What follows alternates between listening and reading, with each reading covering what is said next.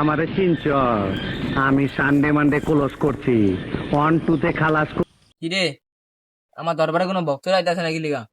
আমি তো বুঝতাছি না, কতক্ষণ ধরে বয়ে রয়েছি ভক্তরা আসায়। ওস্তাদ আমাকে মানুষের কাছে আমি বুঝতেছি আপনি আবার ধ্যানে থাকেন। A few moments later. আর বেলা কদিন ধরে ব্যবসা রুজে লস খেতে থাকি। আর এই জঙ্গলে বলে ভবিষ্যৎ বাবা কি হয় ভবিষ্যৎটা দেখতে পারি লো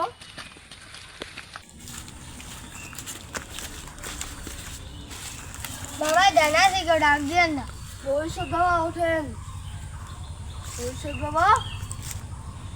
এরা তো এত বড় সাহস, তোরা আমার দরবারে একে হুকুম ছাড়া তোরা আমার ধ্যান ভঙ্গ করলি। তুই জানোস কি বড় অপরাধ করছস তুই? এই ভবিষ্যৎ বাবার তুই কেন ডাক দিলি?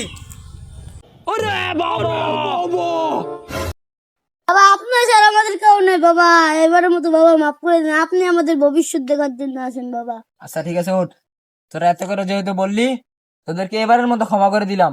আচ্ছা বাবা ঠিক আছে বাবা, আপনি আমার ভবিষ্যৎটা দেখেন বাবা। দেখি তোদের দুজনে দুই হাত বাড়াতো। এই রেখায় অঙ্কন না, এই রেখা মিল না।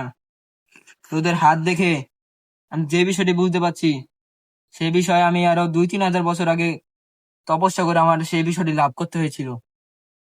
এই বিষয়টা ক্লিয়ারলি ভাবে বুঝতে পারছি। তোরা ছোটবেলায় খুব ছোট ছিলি। সঠিক বলেছেন। বাবা এটা তো আমি জানি, আমরা ছোটবেলা অনেক ছোট ছিলাম।